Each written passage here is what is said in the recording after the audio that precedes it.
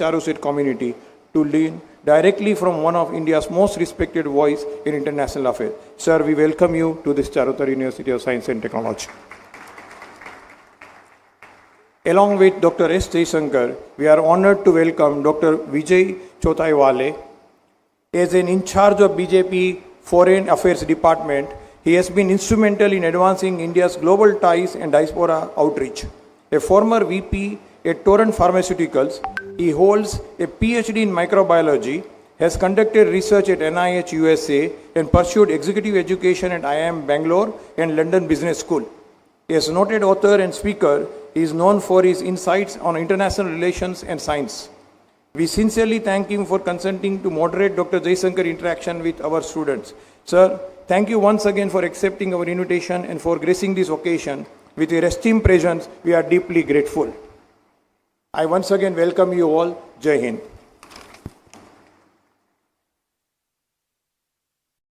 Thank you so much, sir. With great privilege and profound gratitude, we now take this opportunity to honor our esteemed guests whose gracious presence enhances this occasion significantly. To express our appreciation, we request Shri Surendra Bhai Patel, President of Charusat and Kelavani Mandal, to kindly present a memento as a token of our gratitude, and we also request Shri Nagin Bhai Patel, President of Matru Sanstha and CHRF, to kindly present a book as a traditional gesture of welcome.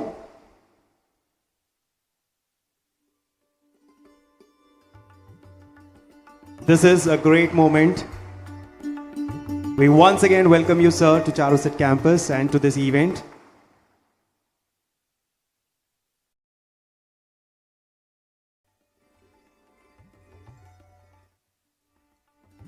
Thank you so much. On this special occasion, we are also privileged to have Dr. Vijay Chothaiwale with us. In the spirit of extending our welcome, we request Shri Surendra Bhai Patel and Shri Nagin Bhai Patel again to present a memento and a book to Shri Chothaiwale as a token of our appreciation and welcome.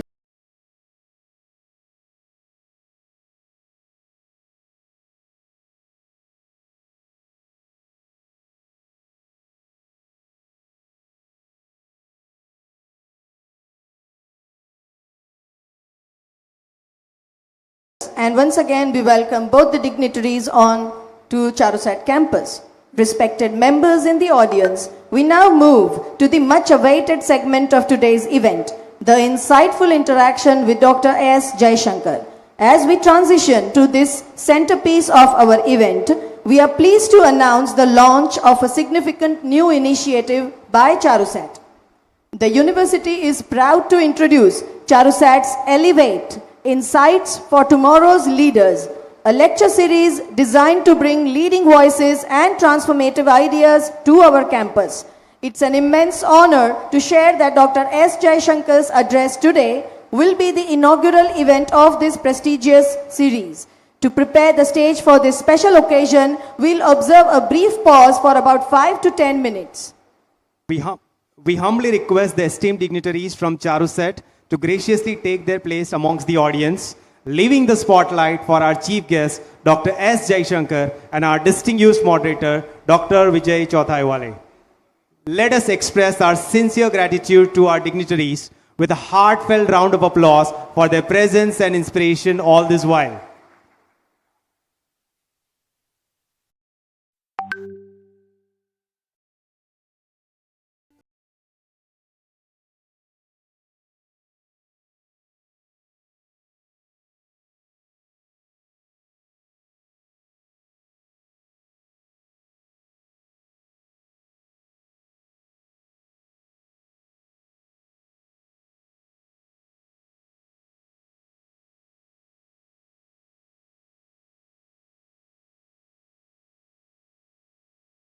Break before the much anticipated interaction, we encourage you to use this time to gather your thoughts, jot down any questions for Dr. Jaishankar. While we have this short break before the much anticipated interaction, we encourage you to use this. Today's interaction centers on a crucial theme, navigating change. This is a unique opportunity to explore how each of you can play a vital role in ensuring that Bharat not only keeps pace with the change, but also shapes its direction. As someone has rightly said, nations don't stumble into greatness. India's intent is clear to carve a destiny that honors our roots and reaches the sky. You, the youth of India, have a pivotal role in shaping this new India. Consider this a valuable opportunity to have your energy and enthusiasm guided by none other than Dr. S. Jaishankar, one of India's most experienced and longest serving external affairs minister. We'll begin the interaction very shortly. Thank you for your patience.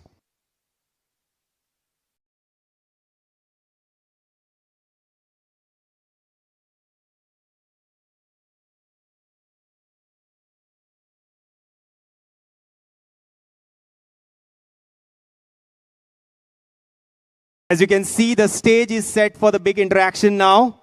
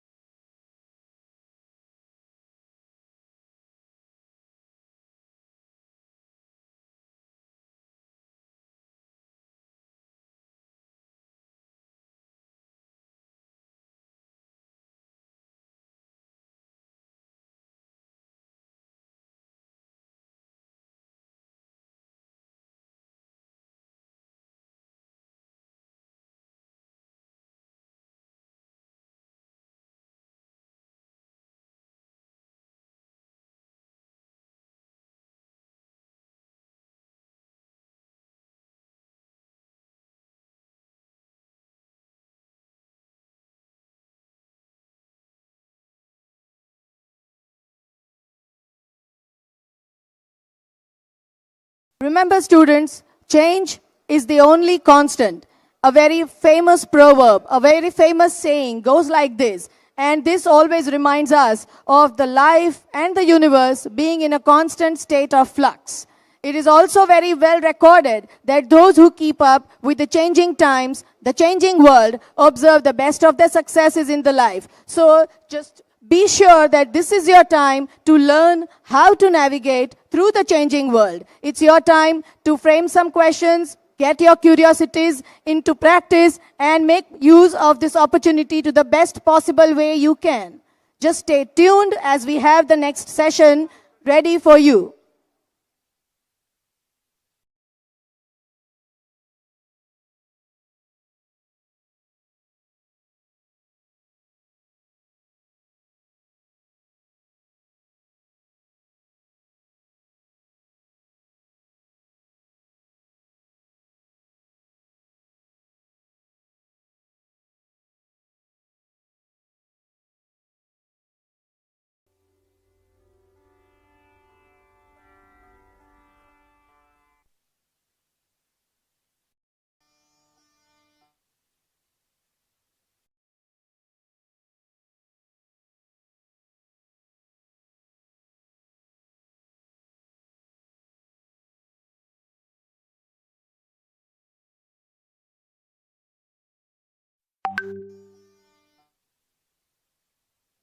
We once again appreciate your patience. The interaction is going to begin anytime soon now. Thank you.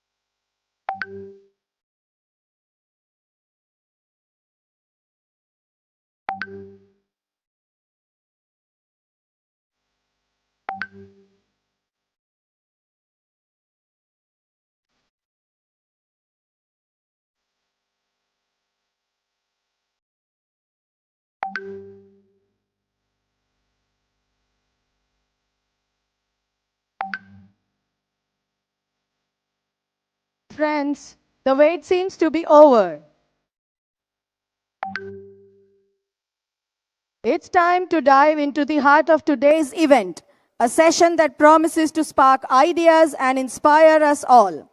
Dr. S. Jaishankar will be speaking on changing world, opportunities and challenges, a topic that aligns deeply with his vision of India as a confident, proactive global player. This will be followed by an opportunity for the students of Charusat to pose questions to Dr. Jaishankar directly. Guiding this conversation is Dr. Vijay Chothaiwale, whose insights and charm will make this session even more engaging. So, whether you are a student dreaming of shaping the future or someone curious about the world's next chapter, this is your unique opportunity to hear from and engage with one of India's sharpest minds. And now, without a further ado, we hand over the proceedings to Dr. Vijay Chothaiwale and our distinguished chief guest, Dr. S. Jaishankar. Over to you, sirs. Namaskar and thank you to everyone. It's indeed a great pleasure to be in this campus again, and I am really privileged to moderate this talk with Honorable External Affairs Minister Dr. Jaishankar ji. So, sir, many of people here may not be knowing, but he is a Rajya Sabha member from Gujarat state. So he has a very strong connection, and in fact, his current tour also involves visiting some of the development projects that he has initiated in this region. So, would you like to start with your connections with Gujarat? First of all, namaskar to everybody, and I want to really say how glad I am to be here, and I want to tell you a reason for that as well. But Vijayji, of course, in 2019, I very suddenly entered politics. Even I was surprised when it happened. And when I entered politics, I had the great fortune to be associated with Gujarat because I had become a minister, and the state of Gujarat then elected me as a member of parliament to the Rajya Sabha. In that sense, that is one association with Gujarat. Of course, the association with Gujarat which enabled that to happen was with Prime Minister Modi. That in many ways, I would say, if I am in politics today, it is very frankly because of Prime Minister Modi. It never occurred to me to even think about politics. Frankly, I never saw myself as someone who could be in the political world. So maybe he saw something which I didn't see. But there is a further association I want to mention. You know, I have. Hello everyone, this is many of you Pawandeep Singh and I am the Student Recruitment Advisor South Asia at the University of Windsor. India's foreign policy, with our national security, with Hello everyone, this is Pawandeep Singh and I am the Student Recruitment for almost now 50 Advisor years. South Asia at the University of Not Windsor. just in work life, but even as a student. And I would say, when I look back on this period, if there is a single person I would say is inspirational, that is also a person from Gujarat, which is Sardar Vallabhbhai Patel. Okay. And Hi, my name is Sanjeev Mishra why and I I'm say representing that, University of East. I think nobody, perhaps in Hi, modern my name is era, Sanjeev Mishra and in our I'm independent representing. era, did more to ensure that we were the country that we are today. University of East then Anglia. Sardar Patel. Yeah. And for many years, as I became ambassador, as I grew up in the foreign service, whenever I had a trainee, I gave the trainee a book written by V.P. Menon called The Story of Integration of Indian States. And I would tell them, read this book, because you think that this India which we are living in today would have happened anyway. It happened particularly because of the foresight and the decisiveness and the leadership of a particular person. And this is the account of it. Now, it began there, but also, a large part of my professional life and even today is devoted to dealing with our relations with China. And again, I regard Sardar Patel, particularly his writings, his thoughts about the future of our ties with China as something very prescient, very far-seeing. To me, he was a great realist. My name is Om He was a Patel. great visionary in many ways. He was a great nationalist. So, for me, Gujarat evokes many thoughts. Yeah. And therefore, an association with Gujarat is something I value. But allow me one other thought. I've come to this university for the first time. But I've heard about this university even sitting in Delhi. And there is a particular thought in my own mind. Again, as someone who has seen the world, lived in 8 countries, traveled to more than maybe 100 countries, I want you all to appreciate that when we talk about any country, any nation rising, the one metric of judging a nation is the state of its universities. You cannot be a great nation if you don't have good universities or great universities. If you are saying India, Bharat is growing, it must be visible in the universities as well. That not just partly in new universities coming up, but partly in the quality of universities and partly in how we visualize universities. So the university more connected to the real economy, to the real society, more practical, if you would, more contemporary. I think that is one indicator of how the country is actually progressing. And I had heard about Charusat. I welcome the opportunity today to actually come and see a little bit of it for myself. And I want to tell the students that you should realize really how fortunate you are today to be in an institution like this and be part of really contemporary education, the kind of education which will actually define Viksit Bharat. So my first question for the topic is that in last 50 years we have seen India's foreign policy evolving. What has changed in last 10 years, especially under the leadership of Prime Minister Modi? Many things have changed. One, when we look at the world, we look at the world with a degree of confidence. Now you will say, what is new? It is new. Because in the past, we sometimes looked at the world with a degree of nervousness, with a degree of let us keep them far away. I don't know what would be their impact in our country. Mm-hmm. We built in a way mental walls between us and the world. So I think the attitude towards the world itself is the first fundamental change. The second, which is relevant in a way to our topic, we believe that the opportunities are more than the challenges. What would be their impact? The world is a positive country. Mm-hmm. The world today, can be engaged, it can be utilized, it can be leveraged. The world actually to make the progress of India grow faster. Third, the world actually can also benefit, when I say opportunities, one very obvious opportunity is a global workplace.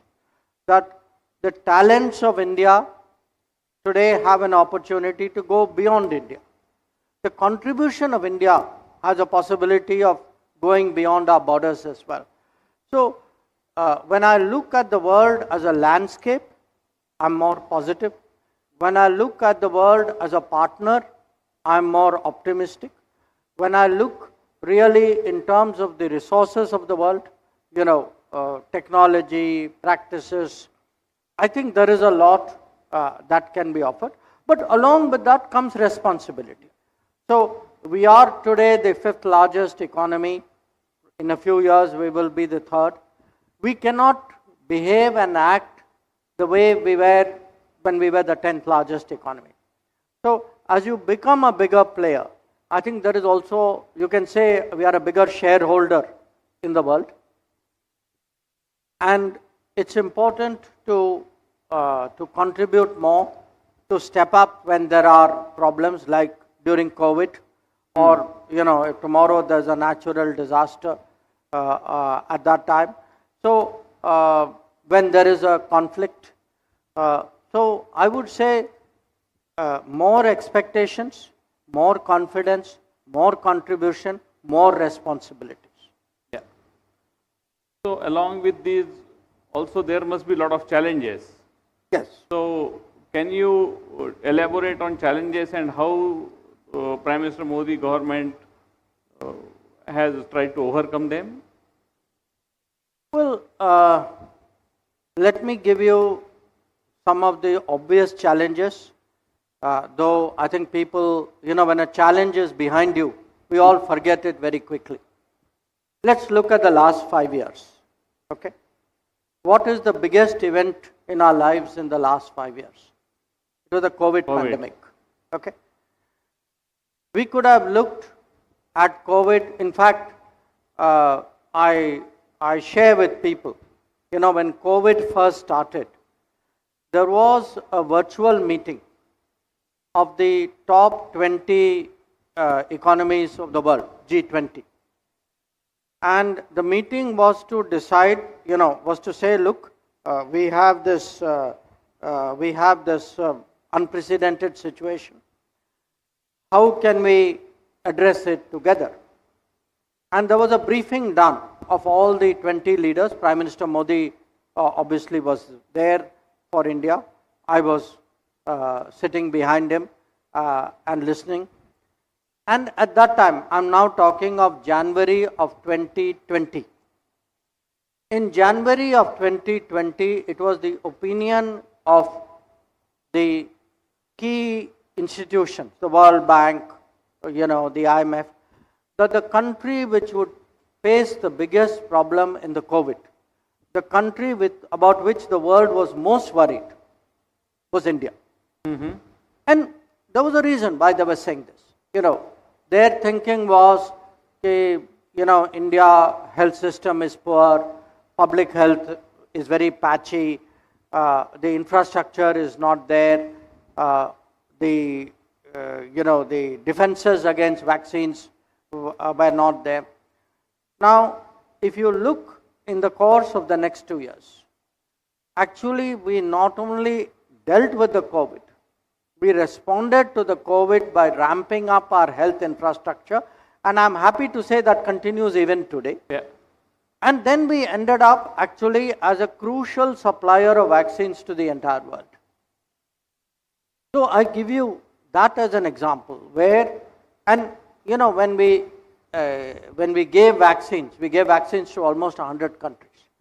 Even today, it is now 3 years, 2.5 years since COVID is over.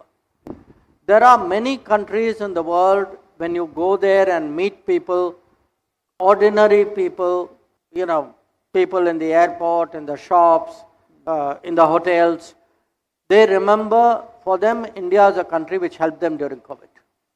So, to me, it's a very powerful example of what it is really, how you take a challenge and actually make it into a, you could say, achievement, a contribution. A second kind of challenge would be today natural disasters. That you will see, we just had an earthquake in Myanmar. Okay? We were the first or one of the first countries. We went in, our disaster rescue force was there in the same day. The earthquake happened late in the morning. By evening, we were there. Now, it doesn't happen by itself. It happens because you plan for, you create a force. You plan for how to respond. So, and it's not a one-off. If you look in the last 10 years, you had earthquake in Nepal, you had earthquake in Turkey, you had cyclone in Myanmar, you had a mudslide in Sri Lanka, you had floods in Mozambique. So wherever anything happens we had in Mauritius, a very big typhoon. So this is a very good example today. Our bigger capabilities allow for us taking more responsibility. That is another kind of change. Sometimes the change can be in our own borders, or in our own periphery. A country like Sri Lanka, a neighbor like Sri Lanka, for various reasons, their economy totally collapsed. Okay.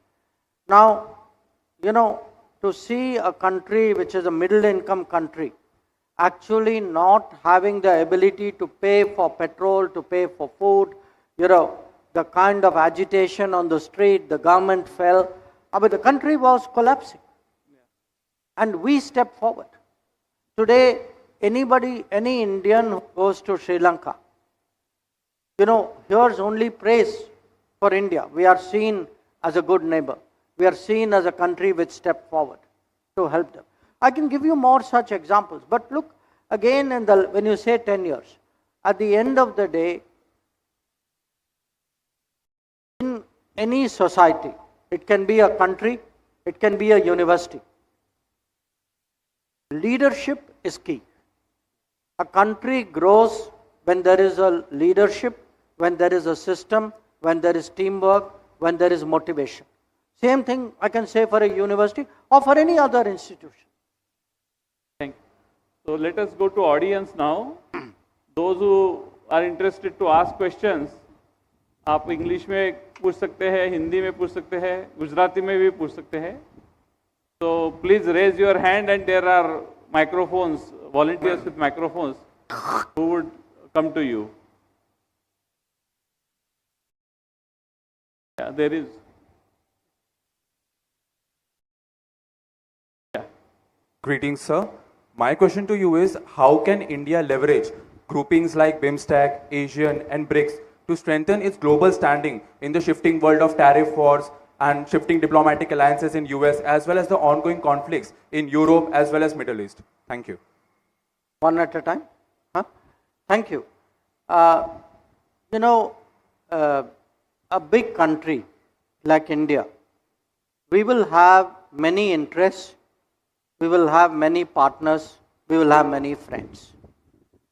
Now, the world is a very competitive place. So, what will happen is people try to restrict our choices, restrict our options. It is natural. That is the way the world is. What we are trying to do today is to ensure that our partners, our options, our choices are as broad as possible. So, you mentioned BIMSTEC. You also mentioned BRICS. I can give you very different partners. There is a group called Quad with America, Australia and Japan. Okay.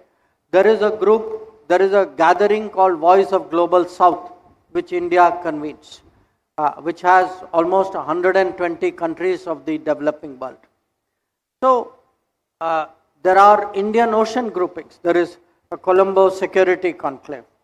So, what we are trying to do is to see how do we how do we have the maximum number of platforms, maximum opportunities, maximum friends? Because at the end of the day, we Indians must remember something.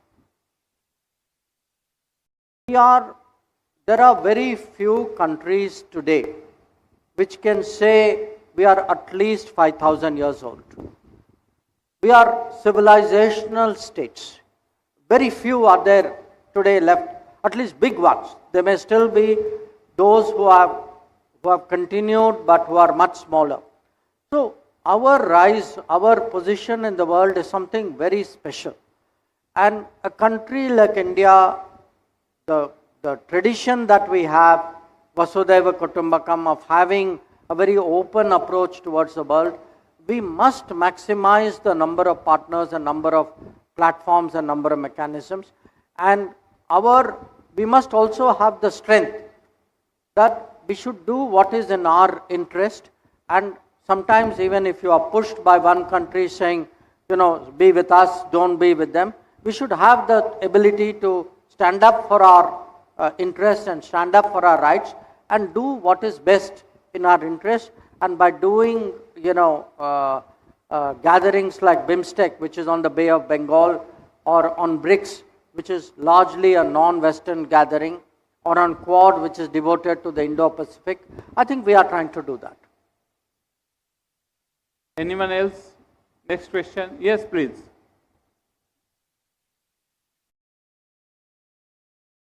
Hello, greetings, sir. So my question to you is, in your book, Why Bharat Matters, you mentioned strategic autonomy of India. So we have initiatives like Atmanirbhar Bharat. So how are we utilizing that in different sectors for AI and UAV technologies while remaining globally competitive and collaborative as well? Again, I relate it to this university. What is strategic autonomy? Strategic autonomy means that we have हमारी अपनी क्षमता है, अपना आत्मनिर्भरता है.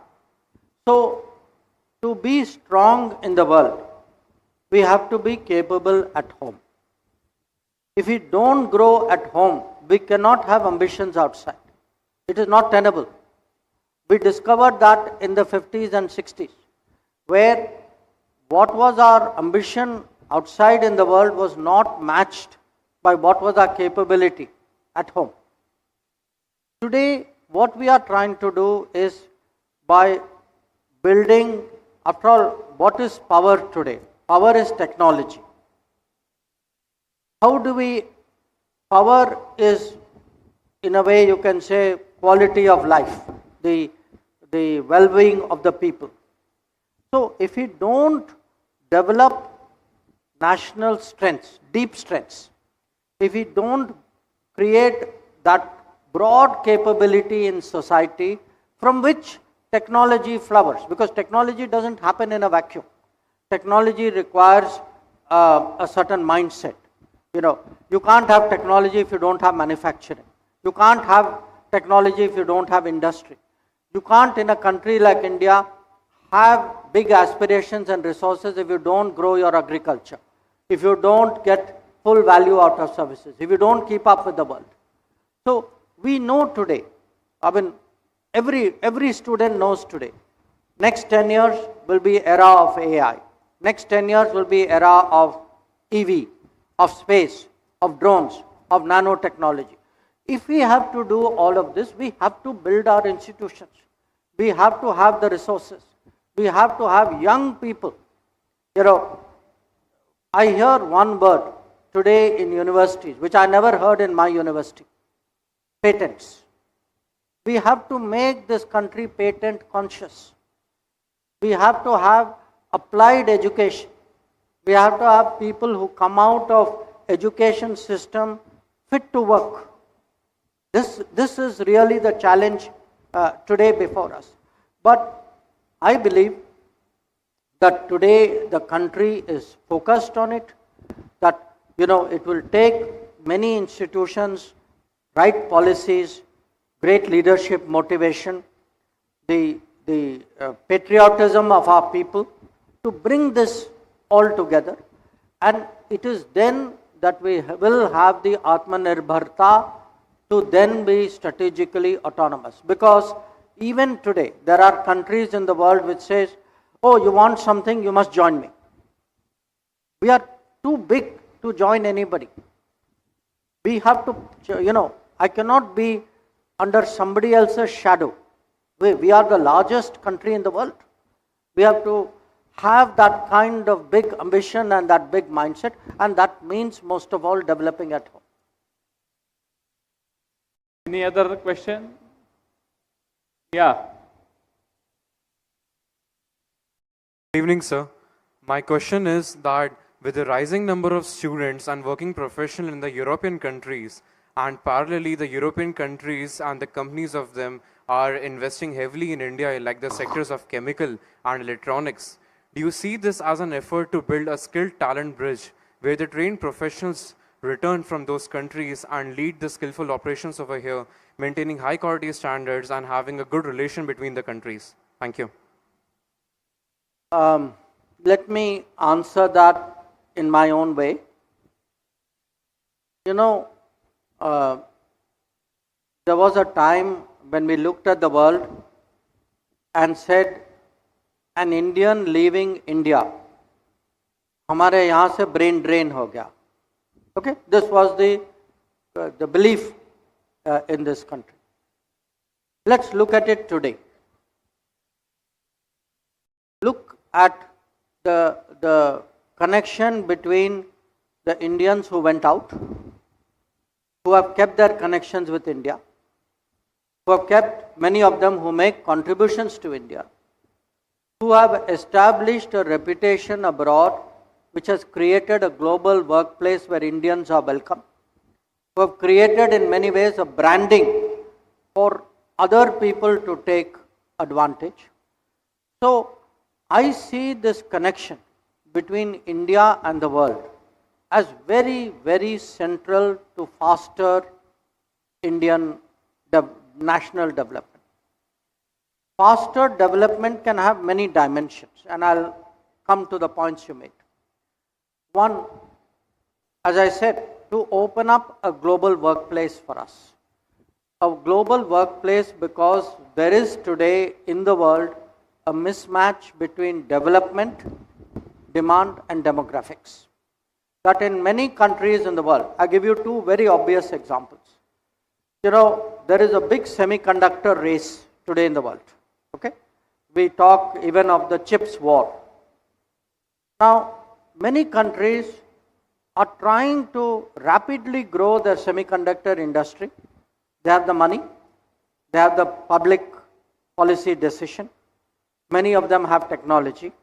They don't have people. They don't have the numbers of the kind of skilled people that they need. And these are not small countries. A country like Germany,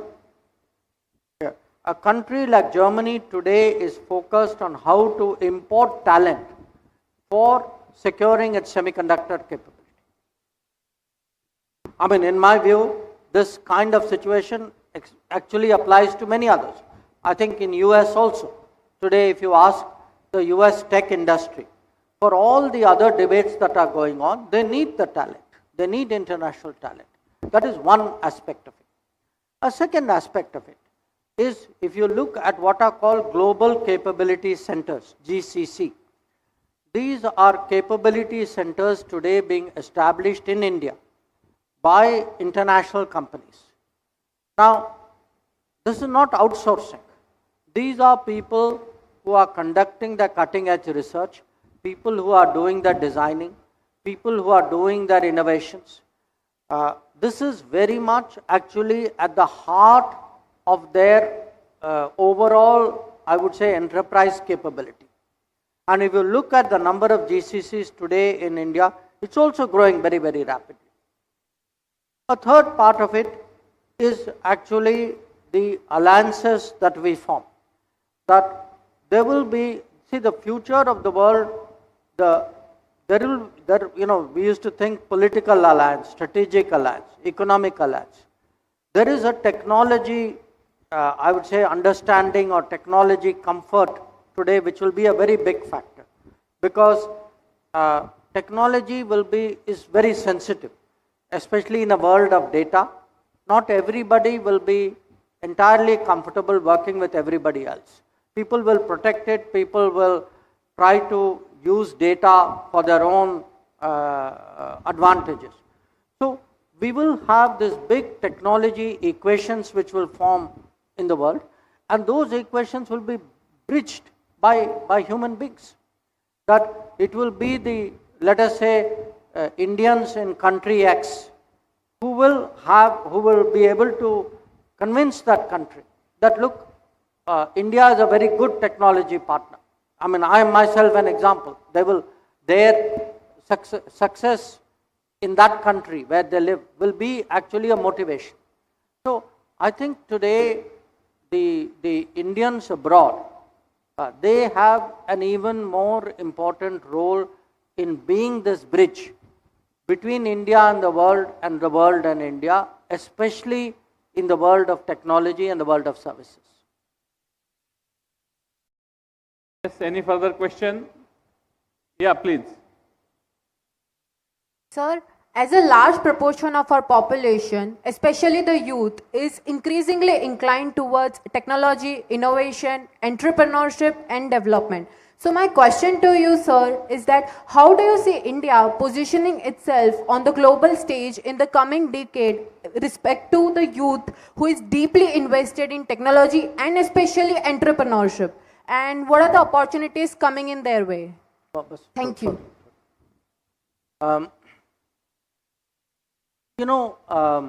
I feel today there is a mindset change which is happening in society. That a lot of people have the confidence,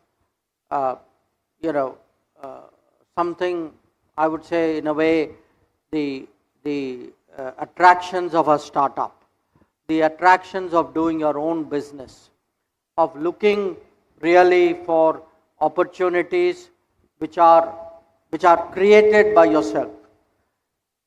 This change, now it can happen, everything in life is not cutting edge. It can even happen at a very basic level, which is people who offer services may not want to offer the service working for somebody. They may want to work for themselves. I think this change is actually gradually happening in our society. It will not happen overnight.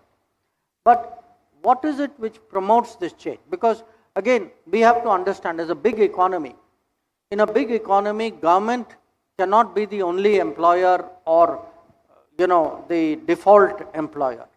The bigger the economy, the more options will come, and lot of the options will be entrepreneurship, will be self-employment, will be actually in a way often multiple jobs, services of various kinds.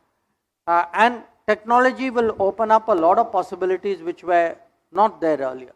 So it's very legitimate for people to have, aspirations which are over and above. I'm not saying the old aspirations don't apply. People still want that. It depends on the person. I would say a young person today has more choices than a young person did 10 years ago, 20 years ago, or 30 years ago. The choices will keep growing. And from the point of view of what should the government be doing, I would say broadly two things. One, it needs to provide or encourage a system of education. A system of education which is more relevant to actually entrepreneurship, more relevant to employment. The second, the government needs to have an economic culture where people who want to start on their own get support. Now, sometimes you do it even in very small amounts to people. You're all familiar with, say, Mudra loan. Now, the fact was, till 10 years ago, if you did not have collateral, banks would not lend you money. Even today, I'm giving you at a very, very basic level, that people who have, say, shops, people who do now, till we have this scheme called Swanidhi. Now, they all need to grow. I mean, the mudra loans have grown a lot. I mean, there's still room to grow. But how do you create a culture where actually the system is geared to finance people who want to make their own business, young people, for example, who want to do entrepreneurship? So we need the training and the education. We need the confidence, but we need the backup as well. And I think that is the change which we have initiated. I think this is really the change which I can imagine would happen in the next decade. So let me intervene and ask one more question about the foreign policy. That in last 10 years, we have built a new relationship which were not there before, like Australia, UAE, Israel, and then there was another country, Pakistan, about which we used to talk every day in past. Now we hardly talk. So what has changed?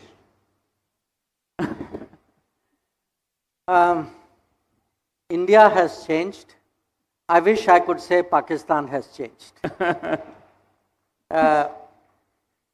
They unfortunately are in many ways continuing the bad habits. They are continuing a very negative way of approaching India. And what has happened is today, I think, when I look back,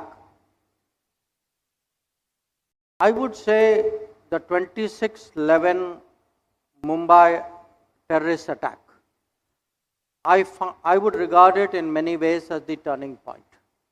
I think that was when Indian public opinion across political parties, average Indians said, this is now too much. The country cannot accept this kind of behavior from a neighbor. Now, I think that feeling was very, very strong in society. It may not have been entirely understood at that time by the government of the day. That's a different matter. But if you see after 2014, when the government changed, this message has been very firm with Pakistan, which is that terrorism, if acts of terrorism are committed, there will be consequences. Now, what has happened also during this period? We have forged ahead. We have forged ahead economically, politically. Our standing in the world has gone up. I think they have, in a way, continued the old playbook. Now, for them, unfortunately, also what happened was, they were trying to extract something from Afghanistan, which was the Americans and the NATO were in Afghanistan. So Pakistan was playing a double game. It was with the Taliban and the Afghan, those opposed to the Americans, and it was also playing with. Now, every double game comes to an end. Ab unka bhi wahi hua. At some stage, the Americans said, "Ab bahut ho gaya, we are leaving." Now, when they left, the double game could not be sustained. So, whatever benefits they were getting out of the double game, that also went down. In fact, then they discovered they had a further problem, which was the very people, the very terrorism industry, which they had followed, came back to bite them. That today they are facing, the actions of people whom they promoted. So, from their point of view, you can say old habits have continued. The opportunities of the world have, passed them by. The reputation is determined by their actions and their habits. And many things which they thought they were being very smart has actually come back to bite them. Whereas what we have done is, we have separated ourselves, we have gone up to a higher level. We are today, if you go out in the world, it's a joke, but it's not really a joke, which is the sense that IT for India means information technology, for Pakistan means international terrorism. So that sense today that their branding, that terrorism chap has stuck to them. Today our branding is a technology branding, and I think that is the difference. Ab jo aadmi technology karta hai, naturally he is not going to waste too much, if terrorism happens we will respond, but otherwise why should I devote precious time, to a neighbor who's the way the neighbor is. Back to audience, any question? Yes, please. I guess there is no one on this side. Yeah, okay, please. Namaste, just a minute. Yeah, please, go ahead. Hello. Namaste, sir. My name is Rushabh Joshi and I'm a research scholar from Faculty of Management Studies. Sir, in your address at United Nations General Assembly 77, you highlighted Panch Pran, which was envisioned by Honorable Prime Minister. Sir, I would like to focus on fifth Pran, which is duty of citizens, and in context of sustainable development goals, which has the values of humanity, peace and collective progress. Sir, how we, Indian citizens can take great ownership to contribute to achieve the sustainable development goals? Thank you, sir. I was very happy today when I came to the university that I had an opportunity to inaugurate a plant for recycling water. I'm mentioning this because we often talk about sustainability as though it is some very complicated concept, very big concept, almost like a philosophy, which it is. But like any outlook, big things are achieved by small steps. Recycled water is a very small step. But as an example, if the practice spreads, it's a big step. Now, in our case, if you look, first of all, we need to understand that a sustainable lifestyle is not something we are doing for somebody else. You don't want, I want clean water in this country. I want clean air in this country. I want pesticide-free food and soil in this country. I want a lifestyle which is healthier in this country. Now, I don't want it because, somebody abroad tells me it is a good thing to do. I must have the good sense to realize this is my own interest. It is not only my own interest, it is in fact my own tradition. That if you look at our history, at our culture, at our prayers, these are all, there is a 5,000-year heritage in this country about venerating nature. And somewhere we lost it. Somewhere our lifestyle did not respect our own beliefs. Now, today we are trying through various ways. Sometimes these things happen right in front of your eyes. You have to connect the dots together. That, take something like, recently the government started promoting millets. So, bajra, jawar, ragi. Now, reality was, for thousands of years, people in this land ate millets. That was our primary food grain. Now, it got replaced by wheat and rice, which have much higher water consumption, which have taken a toll on the soil, which cannot be cultivated in arid areas, of which we have large part of our territory. So, something as, in a way simple you can say, I would say powerful, like encouraging people to eat millets. It is more nutritious, but again it has a great sustainability, a green factor to it. Even something like yoga. Prime Minister sometimes joke that we get, lectures about health on people who drive a car, go to a gym, run a machine, take an elevator up, come back and then give you a lecture, arriving in a conference on a private jet, saying, how we must all save the planet. Now, you can save the planet sitting, of having a better lifestyle at home, thinking through what it is that we need actually to change our lifestyle in a more sustainable way. So it can be, again, as I say, small things become big things. Campaigns make a difference. Awareness is a huge, change. I mean, look at the attitude, for example, towards plastics. How much it has changed in the last decade. So the combination, I think, of all of these, really today we need to think for ourselves. Soil health, and technology can play a role. We often discuss in the cabinet about nano fertilizers.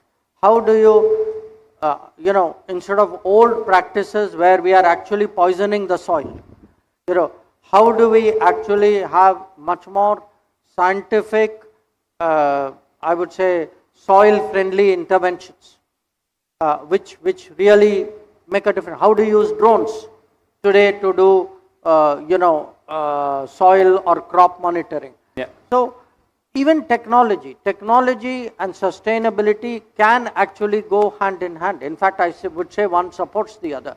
Tradition and technology go hand in hand. That's how sustainability can be progressed. So I will combine last two questions before we conclude this program.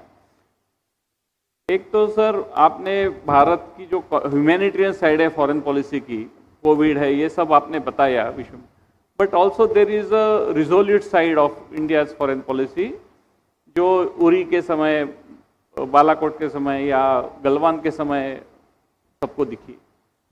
तो what was the thought process behind taking such a tough decisions? ये एक सवाल है. और दूसरा, you can give a combined answer, कि जो सामान्य व्यक्ति है, जो स्कूल का टीचर है या स्टूडेंट है, how they see that India's foreign policy is benefiting them? देखिए, जो आपका पहला प्रश्न है विजय जी, जब बालाकोट हुआ था उस समय मैं सरकार में नहीं था, तो मेरी जानकारी, मैंने सुना था लोगों के जो उसमें जो इन्वॉल्व थे उन्होंने मुझे बताया, बट ओवरऑल मैं अपने अनुभव से, मैं ऐसा कुछ नहीं है जो मैं आपको कह सकता हूँ. पर बाकी दो जो हैं, गलवान के समय में और उरी के समय में, गलवान के समय में मैं मंत्री था, उरी के समय में मैं विदेश सचिव था. तो मैं गलवान का पहले मैं आपको कहता हूँ कि आपको याद होगा कि गलवान जो था, ये बात उठी जब कोविड का लॉकडाउन हुआ मार्च के महीने में. उसके तुरंत करीब 3 महीने बाद ये गलवान की घटना हुई. अब उस समय, ये लॉकडाउन का समय, आप सब लोग एक बार और याद रखें कि आपको याद होगा ट्रेन नहीं चल रही थी, एयरपोर्ट सब बंद थे, रोडवे सब बंद थे, सब लोग घर में बैठे थे, कम्युनिकेशन, माने एक किस्म से देश रुक चुका था. अब उस स्थिति में हमारी फौज को वहाँ बॉर्डर में भेजना और उस संख्या में भेजना, कि उस समय जो है हजारों में हमारे जो ट्रूप्स जो थे वो वहाँ गए थे. तो मैं, और ये था कि प्रधानमंत्री के मन में ये, मैंने इसमें कोई चॉइस ही नहीं था कि जब पहली मीटिंग जो बुलाई गई थी उसमें ये नहीं था कि भाई प्लस माइनस क्या है, उसमें था कि हमें रेस्पॉन्ड करना है, हमें जो भी करना है वो होना ही होना है, आप जाकर आप रास्ता ढूंढिए. तो एक किस्म से decision was made because I think there was deep belief inside कि if you have a leader who is very deeply nationalistic, for whom this is a matter of core conviction, so then what they do is वो system को कहते हैं कि भाई ये करना है.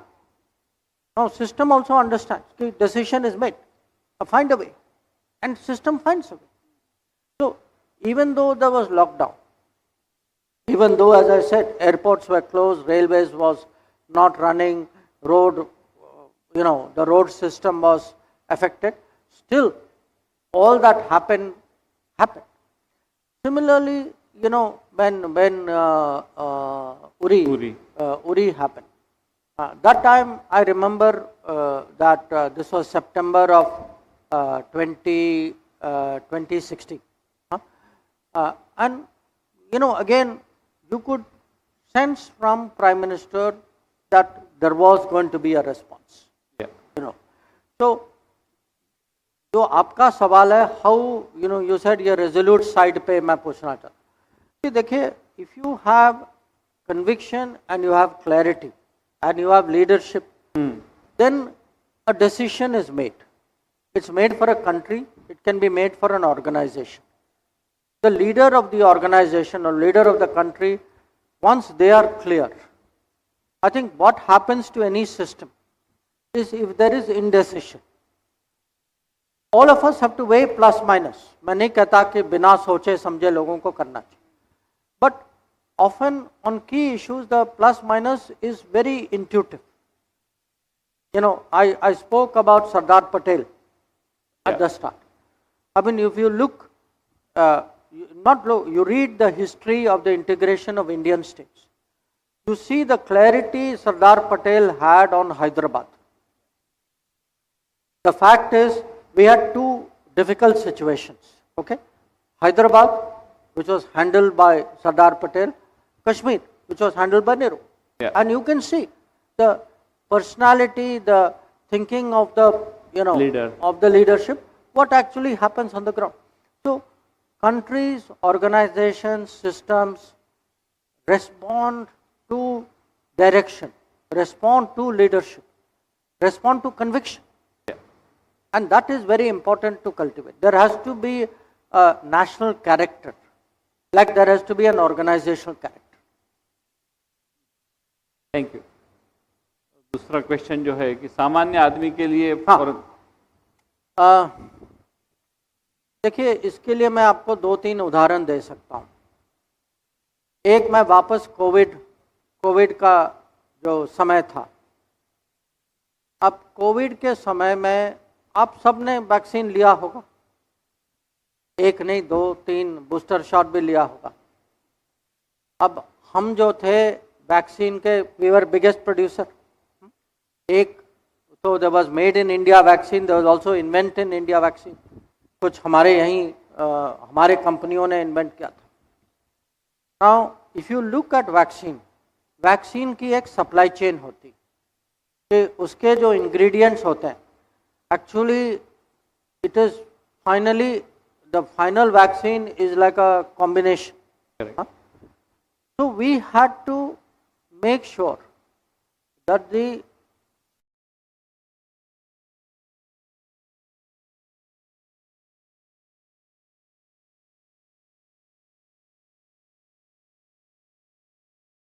vaccine supply chain, the ingredient supply chain delivered for vaccines to be made in this country. Now, at that time, mostly they came from, I would say, US and Europe. And लोग जो हैं उस समय, सरकारें जो हैं उस समय देने के लिए लोग तैयार नहीं थे. उनको मनाना पड़ा, समझाना पड़ा कि why it was in their interest, common interest, कि भाई ये सप्लाई चेन को आप चलने दो, इसको रोको नहीं. And it was not easy, I can tell. तो अगर डिप्लोमेसी नहीं होती उस समय, हमारी वैक्सीन सप्लाई चेन जो है वो सफल नहीं होती. और I give you another example, oxygen. जब डेल्टा वेरिएंट आया, हमारे यहाँ मेडिकल ऑक्सीजन की बहुत कमी थी. हम लोग जो हैं उस समय बाहर से काफ़ी बड़ी मात्रा में मेडिकल ऑक्सीजन आया, और इसीलिए आया क्योंकि उसके पहले भारत से हमारे यहाँ से हाइड्रोक्सीक्लोरोक्विन की एक्सपोर्ट हुई थी, मेडिकल पीपी किट्स की हुई थी, पैरासीटामोल की हुई थी. तो हमने सप्लाई किया, बाहर में गुडविल बना, वो गुडविल हमारे यहाँ बहुत काम आया जब मेडिकल ऑक्सीजन की शॉर्टेज थी। तो कुछ ऐसे देश थे एक्चुअली जो दे इवन लुक्ड आफ्टर, उन्होंने माने बिना अपने खर्चे पे दे सेंट मेडिकल ऑक्सीजन। तो that is one example. I give you a very different example. ये जब ये यूक्रेन में युद्ध शुरू हुआ फरवरी 2022 में, अब सब लोग परिचय हैं, हम पे दबाव आया कि उस समय जो पश्चिमी दुनिया जो थी वो रूस की बहिष्कार कर रही थी, तो हम पे दबाव था कि we should not import oil from Russia. अब इसमें हमें लगा कि देयर वर टू इश्यूज, एक तो हमारा हित कि we had a requirement, secondly हमने देखा कि वो खुद क्या कर रहे हैं, और वो खुद जो है अपने पब्लिक के लिए जो गैस जो लेना था, तेल जो लेना था, वो उन्होंने कम किया पर बिल्कुल रोका नहीं, और बाकी जो निर्भरता थी रशिया पे उसको उन्होंने एक किस्म से मैनेज किया। तो हमें लगा कि भाई इसमें एक तो अन्याय है कि खुद जो है अपने बचाव के लिए वो करते हैं और हमें जो है उपदेश देते हैं कि हमें नहीं करना चाहिए, और दूसरा जो है हमारा हित कहता है कि अगर उस समय तेल की कीमत दुनिया में बढ़ रही थी, पश्चिमी देश जो हैं वो रशिया को छोड़ के खाड़ी जा रहे थे जहाँ से हम नॉर्मली तेल लेते हैं, तो एक किस्म से हमारा कंट्रैक्टेड तेल जो है और गैस वो उनके यहाँ जा रहा था, और फिर वो कह रहे थे कि आप जो है रशिया से नहीं लीजिए, कीमत भी बढ़ रही थी। तो हमारे हित में था कि हम जो हैं एक क्लियर स्टैंड लें, और दबाव होगा हम झुके नहीं, हम जो है हमारे राष्ट्र हित में जो हमें करना था हमने किया, और उसका फायदा ये हुआ, अगर आप सामान्य नागरिक के परिप्रेक्ष्य से देखें कि जो हमें जो पेट्रोल जो मिलता है, पेट्रोल की कीमत जो है उस समय माने स्टेबल रहे, और आप सब जानते हैं कि अगर पेट्रोल की कीमत बढ़ती है, इन्फ्लेशन का सबसे बड़ा कारण जो है वो पेट्रोल का दाम होता है, कि पेट्रोल का दाम बढ़े तो हर चीज़ का दाम जो है बढ़ता है। तो ऐसे माने बहुत सारी चीज़ है, सुरक्षा का है, या मैं कहूँगा कभी कभी ये रोजगारी का भी होता है कि आज जो है भारत का कोई भी नागरिक बाहर देश के बाहर जाए, वो उस विश्वास के साथ जाता है कि भाई कुछ हो जाए तो भारत सरकार मुझे वहाँ अकेला नहीं छोड़ेगी। ये बहुत बड़ा परिवर्तन है। 15-20 साल पहले ऐसा विश्वास नहीं था, और इसका भी एक टेक्नोलॉजी का कारण है कि आज जो है कुछ भी हो जाए, मान लीजिए आप कहीं जा रहे हैं, आपका पासपोर्ट खो गया, 15 साल पहले आपको पासपोर्ट, नए पासपोर्ट मिलने में कम से कम 15 से 30 दिन तो लग ही जाते, क्योंकि आप लिखते, वो टेलीग्राम में मैसेज आता, कोई आरपीओ के यहाँ चिट्ठी लिखता, वहाँ कोई वेरीफाई करता, फिर पता नहीं जवाब आरपीओ देते या नहीं देते, आते आते आप कहीं बाहर माने you are standard without passport waiting for an answer. आज टेक्नोलॉजी है, पासपोर्ट्स की एक डेटाबेस है, आप कहीं कुछ हो जाए वो तुरंत, जहाँ भी आप, हमारी ऑफिस है तो कॉन्सुलेट है, तो तुरंत वो चेक कर सकते हैं कि हाँ you are this person, this is your document, this is your replacement. तो मैं कहूँगा कि आज हमारा एक कर्तव्य है कि, क्योंकि जब हम ग्लोबल वर्कप्लेस की बात करते हैं कि वर्कप्लेस तभी बनेगा when our citizens can go out and confidently work. So it may be students in Ukraine, it may be people who are working in shipping line during COVID, it may be people who are researchers in Israel, या Sudan में जो हमारे कुछ व्यापारी लोग थे, कुछ लोग अलग अलग काम के लिए गए। See, this confidence we have to give people कि भाई हम हैं, भारत सरकार है, you go out, we are here to look after you. This makes a difference, and I think this distinguishes a country like us from many others. So I know there are many more questions and this conversation can go on, but we need to stop here. So first of all, thank you, Dr. Jaishankar, for visiting this place and answering all the questions. And thank you to all of you for being very active participants. Thank you. What an absolutely phenomenal interaction it was. Your interaction today, provides us an insight. What is this emerging India or new India, what we call? India today is resolute and firm with zero tolerance for terrorism. India, which is an active global player, ready to step up confidently and act responsibility in the times of crisis. India, which is rooted in its culture and tradition, at the same time ready to embrace the brave new world. Thank you so much, Dr. Jaishankar, for these insights. We are sure your words today will inspire the youth of this country to do more and achieve more. Let's give a massive round of applause to Dr. S. Jaishankar and Dr. Vijay Chauthaiwale for such a thought-provoking and insightful session. Now, as we wrap up this unforgettable evening, we are delighted to invite Dr. Atul Patel, Registrar Charuset, to express our heartfelt gratitude. Good evening, everybody. Dignitaries on the dais, of the dais, distinguished guests, respected colleagues, dear students, ladies and gentlemen. It is a great honor and a moment of pride for me to stand here and express our heartfelt thanks on behalf of Charotar University on this special occasion. First and foremost, I would like to thank Dr. S. Jaishankar, External Affairs Minister of India, for visiting our campus and addressing the gathering. Sir, your words have helped us understand the world better. Thanks to your rich experience and deep knowledge, you have shown us how India is playing an important role in shaping the future of our world. Your message has inspired all of us to think deeply, connect globally, and act wisely. Your wisdom has deeply inspired our students and enriched their understanding of the world. Special thanks to Dr. Vijay Chauthaiwale for his outstanding coordination and moderation of Dr. Jaishankar's interaction with our students.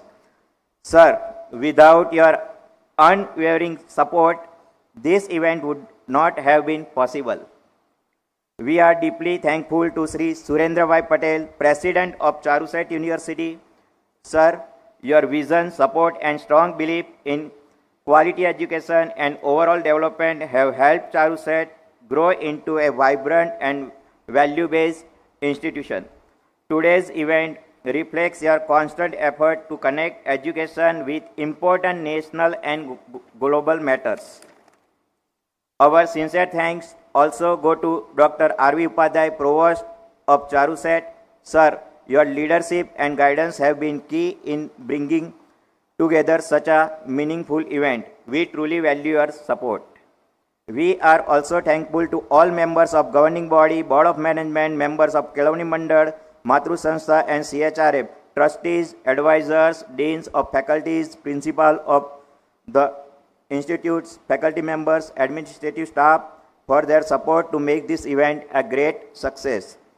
A big thank you to the organizing committee, faculty coordinators, students volunteers, admin teams and technical staff.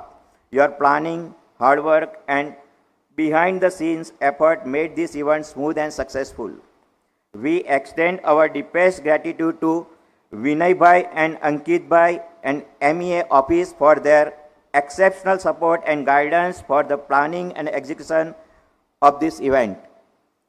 To our dear students, you are the future of Charuset and of the country. Your active participation and interest during today's sessions show your desire to learn and grow. May this experience help you become responsible global citizens with a strong sense of pride in your nation. We are also thankful to the security staff, protocol officers and local authorities for making sure everything ran safely and on time. Our thanks also go to the media and communications team for covering this important event and helping spread this message far and wide. In conclusion, today's event has helped us learn, grow, and think bigger. Let us all take a insight shared by Dr. Jaishankar and move ahead with new energy and responsibility. Once again, thank you, sir, for your kind presence.